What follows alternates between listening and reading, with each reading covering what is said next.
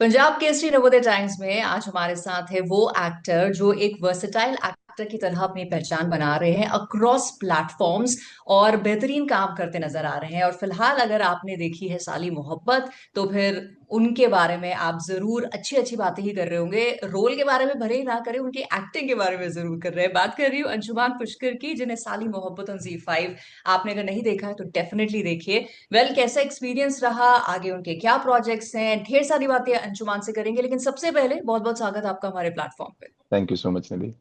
कैसे थैंक हैं यू। अंशुमान? मैं बहुत अच्छा, बहुत बढ़िया। अच्छा चल रहा है सब कुछ। अच्छा ही चलना चाहिए, बिकॉज पता है क्या, मैं वही सोच रही थी कि आपके मैंने बहुत सारे इंटरव्यूज देखे और 3 साल पहले मैंने भी जब जमतारा 2 के लिए इंटरव्यू किया था, तो आपसे जब ये सवाल पूछा जाता है तो आप कहते हैं कॉमनली कि ठीक चल रहा है, अभी तो नई नई शुरुआत है, नया खिलाड़ी हूं मैं। अब तो नहीं कहते ना आप ऐसा? अब देखिए, जब तक मैं क्रिकेट खेलता था और मैं उस हिसाब से ये मैं मानता हूँ कि हर एक मैच में ना आपको एक ही उसी तरीके से अप्रोच करना पड़ता है। चाहे आप रोहित शर्मा हो, जो कि बना बनाया टिका हुआ प्लेयर है, चाहे आपके ऊपर जितनी फेथ है, या फिर आप नए प्लेयर हो, तो अलग अलग जगहों की अलग अलग मुश्किलें होती है। मैं ये लाइन हमेशा बोलता हूँ कि नई सीढ़ी पे नया आसमान दिखता है। तो हाँ, नया नहीं कह सकता अपने आप को, थोड़े बहुत एक्सपीरियंसेस हो गए हैं, पर नई सीढ़ी पे नया आसमान दिख रहा है, नए कलर्स दिख रहे हैं, उसका आनंद ले रहा हूँ, मजे ले हम्म। रहा हूँ। तो अभी अभी ये कौन से वाले रंगों की तरफ आप नजर उठाते हैं तो दिखती है साली मोहब्बत के रिस्पॉन्स पे? देखिए, मैं बहुत खुश हूँ जिस तरीके का रिस्पांस मिला है साली मोहब्बत को। बहुत ही एक्साइट करने वाला है, क्योंकि समहाउ एक प्रेजुडिस है अभी भी, कि उस सवाल जिस तरीके से आते हैं उस तरीके से ही मैं ये सिर्फ बता रहा हूँ कि आप इस तरीके की कॉम्प्लेक्स लेयर कैरेक्टर्स करते हैं जो कि थोड़े डार्कर साइड जाते हैं, then people think you in different way, not people, question उस तरीके से आते हैं। But now industry is shifting, nobody is judging you by the characters, कि आपने अगर जो एक प्राण साहब की कंडीशन से और प्रेम चोपड़ा साहब की कंडीशन से दुनिया बाहर निकल चुकी है। Now they see you that how capable you are. And उस दिशा में तो मैं बोलूंगा कि जिस तरीके का रिस्पॉन्स मिला है, वेरी सेटिस्फैक्ट्री, बहुत ही ज्यादा खुशी देने वाला है, क्योंकि आपने एक सर्टेन डिफरेंट टाइप की चीज ट्राई की एज एन एक्टर और वो लोगों को पसंद आ रही है। तो हम्म। वही है। बिल्कुल। अच्छा, कॉमेंट्स तो अच्छे मिल ही रहे हैं, फिल्म को अच्छे मिल रहे हैं, जो किरदार है उन्हें अच्छे मिल रहे हैं, कहानी को अच्छे मिल रहे हैं। बट होता है ना पर्सनल भी, तो सोशल मीडिया में लोग आपको मैसेजेस कर रहे होंगे या अगर आपको रूबरू मिल रहे हैं तो कुछ है जो मतलब बड़ा मजेदार हो या दिल को छू गया हो, किसी ने कुछ कहा हो? देखिए, मैंने वही बोला ना कि मैं जहां से हूँ, जिस जगह से आता हूँ, वहां की कुछ चीजें हैं जो कि आपकी परवरिश के साथ आई हुई हैं। हीरो हीरो होता है और विलन विलन होता है। बट उन चीजों से ऊपर उठ के अब मैं उन जगहों से भी मैसेज, उन लोगों से हर तरीके के लोग अब मिलते हैं, और जो ये शिफ्ट दिखता है बहुत सेटिस्फैक्ट्री है एक एक्टर स्पेस के लिए, कि आपने कोई भी तरीके का किरदार किया हो, लेकिन लोग अगर जो आप में उसमें कन्विक्शन दिखा है तो लोग उसे पसंद करते हैं। तो वो चीज मुझे साली मोहब्बत में पंकज का किरदार करने के बाद वो चीज मुझे मिल रही है कि ये पीछे दिल्ली क्राइम के साथ भी मेरे साथ हुई। तो ये जब चीज देखते हो तो आप एज एन एक्टर थोड़े ज्यादा फियर, आपका फियर चला जाता है अंदर से, कि आप हर तरीके की, और आपके अंदर एक अलग सी क्यूरियोसिटी जगती है कि आप तो कुछ भी ट्राई कर सकता हूँ, लोग इस तरीके से अब नहीं जज करेंगे मुझे, या मुझे किसी सर्टेन सेक्शन में नहीं डालेंगे। I don't want to be the best good guy, I don't want to be the baddest of all, I want to be all. तो वो पूरा हाँ। कवर हो सकता है जन एक्टर, क्योंकि अब मेरे अंदर वो कॉन्फिडेंस आया है। तो वो राइट। जो चीज है बहुत ही सुखद अनुभव कह सकते हैं आपके अंदर है, और एक अलग से एहसास छोड़ रहा है कि जितना आप ट्राई करोगे पब्लिक उतना आपको पसंद करेगी, अगर जो आप कन्विक्शन से उसे अचीव करोगे। तो यहाँ पे कई लोगों ने मुझे कॉल और मैसेज किए, बोले कि तुम्हारा क्या। तो फर्स्ट जो जो पहला होता है ना किसी काम के बाद, जो पहला इंप्रेशन है कि यस, आपकी हाँ। आपकी पूरी प्रोडक्शन टीम देख रही है, डायरेक्शन टीम देख रही है, या आपकी स्क्रीनिंग है, then that day I don't see that thing कि ये राइट कमेंट है या रॉन्ग कमेंट है। Let the real audience decide what, मतलब क्या आपको क्या मिल रहा है, किस तरीके का करेक्ट। रिस्पॉन्स मिल रहा है। तो यस, उस दिशा में जब मुझे मिले हैं तो बहुत ही सेटिस्फैक्टरी है मेरे लिए। बिल्कुल। और पता है, मैं ये भी सोच रही थी कि वो भी तो एक चेंज आया ना, कि जो ऑडियंस है वो भी बड़ी रिसेप्टिव और एक्सेप्टिंग हो गई है। कि जैसे आपने भी डेफिनेटली। कहा कि प्राण डेफिनेटली। साहब वाले एरा से हम निकल गए कि वो शक्ल से ही हमें लगेगा अच्छा ये तो विलन का ही कैरेक्टर। आज हम एक्टर देख रहे हैं, आज हम ये नहीं ऑफ देख कोर्स। रहे हैं कि अच्छा अंशुमान ये तो नेगेटिव शेड्स या ग्रे शेड्स, नहीं नहीं, ये एक्टर है जो फिलहाल एक नेगेटिव या ग्रे कैरेक्टर कर रहा है, पर इसने वो कैरेक्टर भी किया है। तो आई थिंक ऑडियंस भी याद रख रही है एक्टर को और उसके किए हुए किरदार को। एब्सोल्युटली। ये यही तो एक अच्छी चीज मैं मानता हूँ कि मैंने अभी पहले ही बोला ना कि एक एक्टर स्पेस के लिए ये बहुत ही खूबसूरत इन्वायरमेंट तैयार हुआ है कि आप कुछ भी ट्राई कीजिए।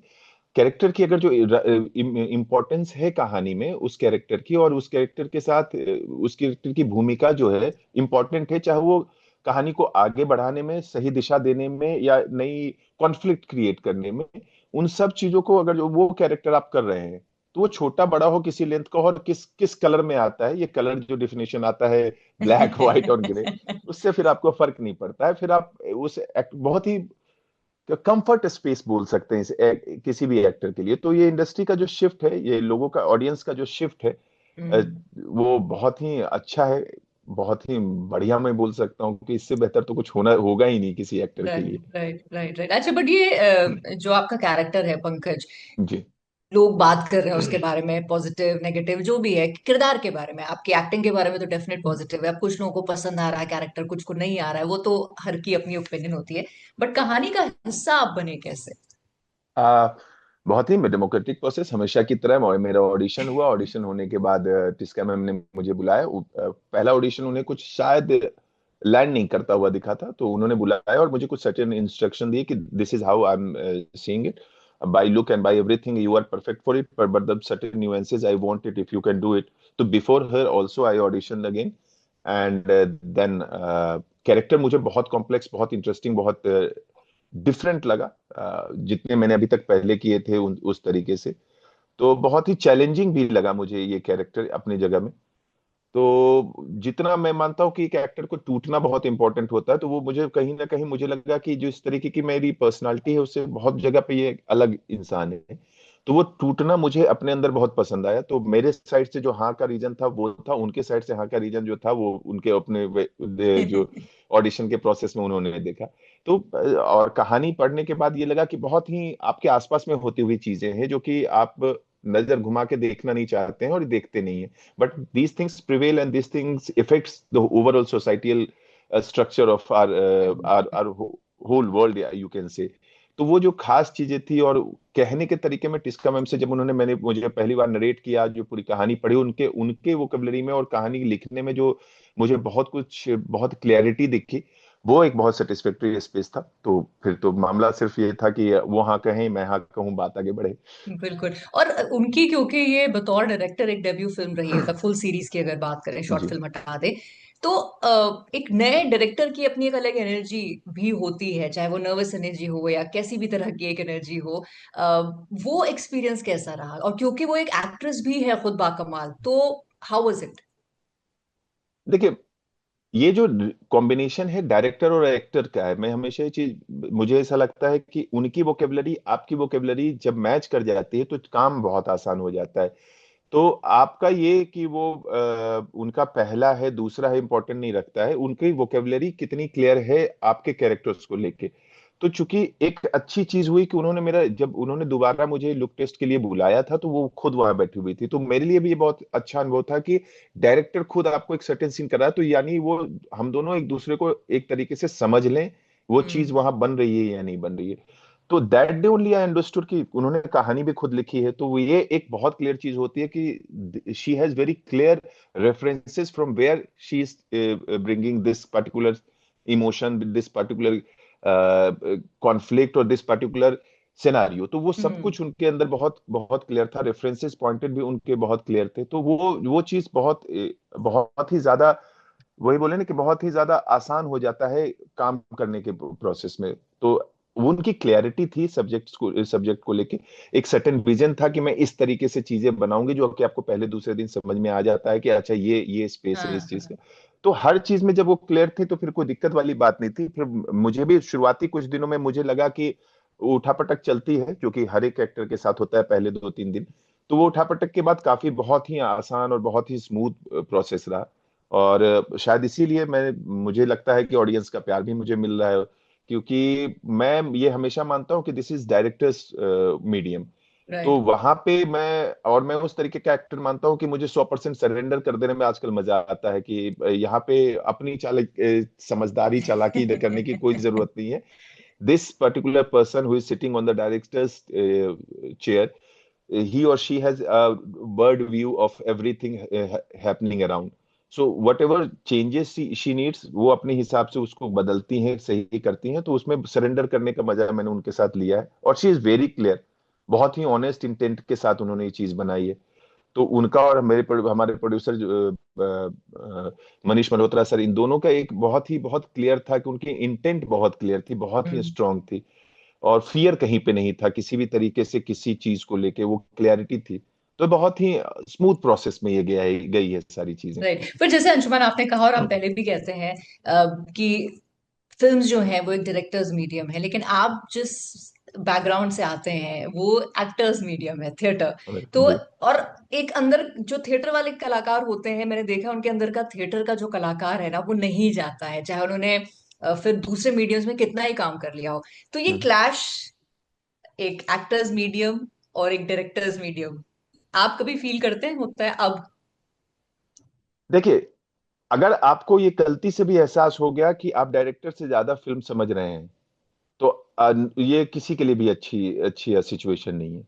अगर जो ये गलती से भी आपको ये एहसास होता है, तो फिल्म के मामले में ये मैं मानता हूँ, एक एक्टर का मतलब एक थिएटर एक्टर का थिएटर नहीं जाना तो अच्छी अच्छी बात है, क्योंकि थिएटर की एक सर्टेन डिसिप्लिन है, एटिकेट्स है, उसका एक सर्टेन डेकोरम है, एक सर्टेन इंटेंसिटी है कि मैं आज भी सेट पे जाता हूं तो मे बी आई नो कि this is art work too, कि यहाँ पे सामान रखा था कंटिन्यूटी में, और मतलब मैं बहुत ही वेग एग्जांपल दे रहा हूँ, तो सामान रखा था, और गलती से, क्योंकि बहुत बहुत ही एक बोलते हैं ना कि बेटी की शादी वाला माहौल बना होता है, हाँ हाँ हाँ। तो मेरा वो थिएटर एक्टर कहता है कि उनकी जरूरत नहीं है, मैं खुद वहां पे, मैंने अगर जो ये चीज उठा के यहाँ रखी है तो मैं रख दूंगा।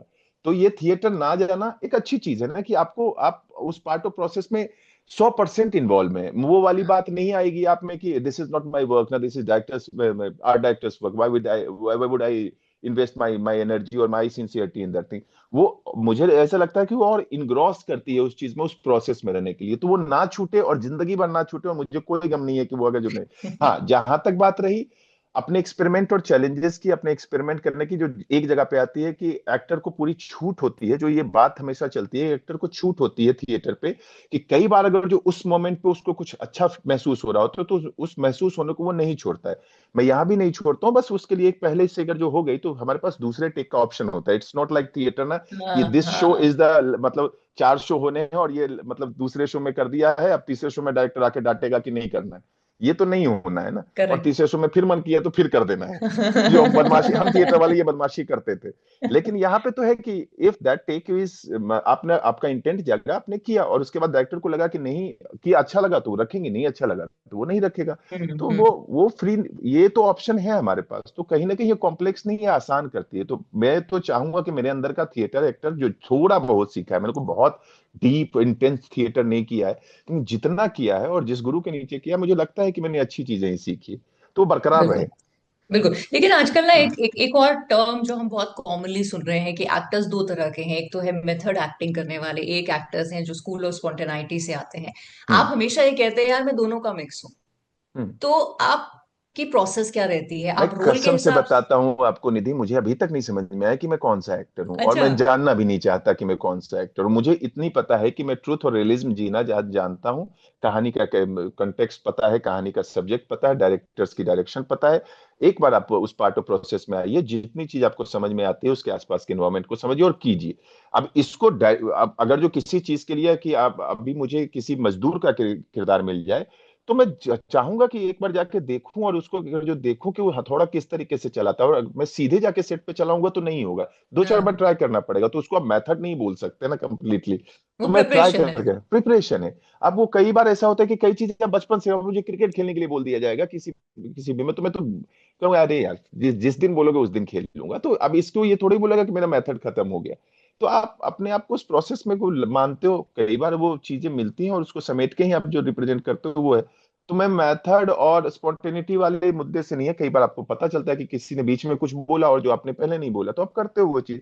तो हम्म। मुझे नहीं लगता कि इस पे इतना बहुत बड़ा मुद्दा है कि आप किससे आते हो। आपने जब कैरेक्टर किया, दर्शकों को वो चीज लगा कि ये सच में है, वहां पे है, उसके बाद वो किस प्रोसेस से आते हैं ये तो छोड़ देना चाहिए, दर्शकों को सिर्फ एंजॉय करना चाहिए इन चीजों को। करेक्ट करेक्ट, और वो कर भी रहे हैं, आपके काम को कर भी रहे हैं। बट मैं वही सोच रही थी कि 3 साल पहले मैंने आपका इंटरव्यू किया और इस 3 साल में बहुत कुछ बदला है, आपने काफी और बहुत सारे प्रोजेक्ट्स किए हैं।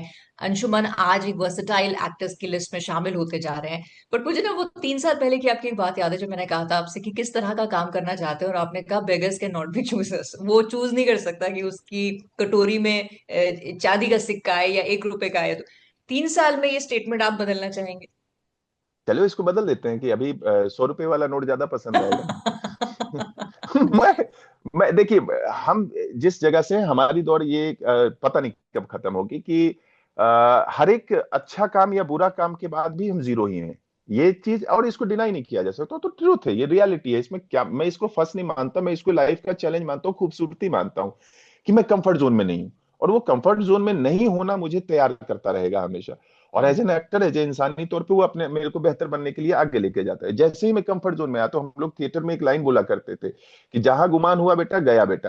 तो ठीक है, तो वो आपका ग्रोथ रुका। ये सीधी सी बात कि गुमान जिसको करेक्ट। आया, ये कंफर्ट जिसको आया, उसका ग्रोथ रुका। तो वो अच्छी चीज है कि वो कंफर्ट नहीं है लाइफ में, तो अच्छी चीज है, मैं अपने आप को बेहतर और करता जाऊंगा। तो वो बिल्कुल। चीज है अभी बनी लेकिन हुई। अभी तो वो चीज भी टूट रही है ना, क्योंकि बहुत सारे ऐसे एक्टर्स हैं जो छोटे शहरों से आते हैं और वो ग्लास सीलिंग ब्रेक करके आज सो कॉल्ड, जो एक ए लिस्टर्स की हम हमेशा बात करते हैं, वहां पर नाम शुमार है। तो वो एक पॉजिटिव रे ऑफ होप तो है ही कि भाई ऑडियंस एक्सेप्ट कर रही है। अब वो नहीं रह गया कि हमको सो एंड सो स्टार ही चाहिए। ये हमेशा था मैम। आप निधि, आप ये कभी ऐसा था नहीं। ये मुद्दा बन क्यों रहा है, मैं ये समझ नहीं रहा हूँ। कब ऐसा हुआ है कि बाहर से आया हुआ एक्टर अपने आप को प्राइम लेवल पे इस्टेब्लिश नहीं कर पाया? ये हर समय होता रहा है। पॉइंट ये है कि हम जिस चीज के जिसको एक बड़ा सब्जेक्ट बनाए हुए हैं पिछले पिछले 15 सालों से, आई थिंक ये जो चल रहा है, हम्म। जितना मुझे समझ में आ रहा है, जिस चीज को बना रहा है, ये हमेशा प्रिवेल करती रही है। आप जिस जगह पे आपके एंसेस्टर्स आए हुए हैं, तो उसका फायदा आपको मिलेगा ही मिलेगा। और अगर जो नहीं है, तो वो आप नए आके स्ट्रगल करेंगे भी करेंगे। उनके साथ अलग अलग चीजें जुड़ी हुई हैं, उनके साथ उनके आने से पहले ही उनके ऊपर लगा हुआ है। तो वो चीज है, पर उनको अपॉर्चुनिटी ज्यादा मिलेगी। तो हर चीज के प्लस एंड माइनस हैं। और ये आज कह रहे हैं, हम अगले 25 साल बाद भी ऐसी बात करते रहेंगे, क्योंकि ये करेक्ट। हमेशा बरकरार रहेगी। क्योंकि और यही है इसकी इसकी खूबसूरती भी यही है। इसका मैं क्या बोलूं, एक सर्टेन वर्ड होता है ना उसके लिए, कि इसको मजा आता है। इस चीज का मजा ही यही है कि आप कितना भी इस चीज को डिस्कस कर लो, ये नए नए रूप में, नए नए तरीके से आपके सामने आती रहेगी। कभी ये बोन ऑफ कंटेंशन बन के आएगी, कहीं मतलब फॉर एग्जाम्पल प्राइमा एग्जाम्पल बन के आएगी, पर वो आती रहेगी। तो इस पे इतना नहीं फंसते हैं। राइट। एंड मुझे ना आपकी ये बात बहुत अच्छी लगती है कि आप क्लियर हैं कि भाई मेरा, मैं दूसरों को एग्जाम्पल नहीं सेट कर रहा हूँ, मैं खुद का अपना एक एग्जाम्पल सेट कर रहा हूँ। और आप एज लॉन्ग एज अपनी कंफर्ट जोन में नहीं है कि भाई अब हो गया पा लिया, नहीं अभी बहुत कुछ पाना है। बट वो पाने की लिस्ट में अब आपने कुछ ऐड किया है कि ये कर लिया है अभी और ये करना है, इस तरह का भी प्रोजेक्ट करना है, क्योंकि नए नए आपने एक भी बात बोली थी कि और तरंगे आएंगी अभी तो मेरे काम की, है हम्म। ना? तो अभी वो कुछ रियलाइजेशन हुआ है कि इस तरह की तरंग भी दिखानी है ऑडियंस को कि अंशुमान ये भी कर सकते हैं। देखिए, कॉन्फिडेंस तो बढ़ता है जितना आप काम करेंगे। कहीं पे मैंने सुना था कि काम करने से काम आता है। तो वो दोनों तरीके से, काम करने से आपके क्राफ्ट का भी काम बेहतर होता जाएगा, और काम करने से आपके पब्लिक का आपके ऊपर फेथ भी बढ़ता जाएगा, और जो मेकर्स हैं, जो हम्म। ऑडियंस है, उसका फेथ भी बढ़ता जाएगा। तो जितना आप ट्राई करोगे, जिस तरीके से आप अपने आप को एक्सप्लोर करोगे, तो बोले ना कि हर एक नई सीढ़ी पे नया आसमान। तो वही वाली बात है कि अभी हर बार वो कुछ अलग चीजें आती जाएंगी। आज मैं जो 3 साल पहले मैंने कुछ कहा होगा, वो आज भी रिलेवेंट है। वो खत्म नहीं हो गई ये चीजें। और अब हो सकता है आगे हम जब भी बात करें, तो हो सकता है कुछ समय का अगर जो गैप में बात करेंगे, तो फिर कुछ अलग चीजें होंगी, प्लस होगी, माइनस होगी, कुछ ना कुछ अलग चीजें होंगी। तो उसका बैलेंस जो है वो हमेशा आपको ढूंढ के रखना होगा। तो मैं अभी भी मानता हूं कि मैंने बहुत कुछ तो नहीं कर लिया है, लेकिन जितना किया है उसमें मैं अपने आप को सेटिस्फाई पाता हूं। पर और उन्माद है, और हम्म। ज्यादा की उन्माद है। और ये बोलते हैं ना कि इसको आप बोलेंगे इंसानी चक्रव्यूह है, और इसमें आप फंसे हुए हैं, और मैं फंसा हुआ रहना चाहता हूँ। मुझे कोई दिक्कत नहीं इसमें कहने में कि मुझे और चाहिए।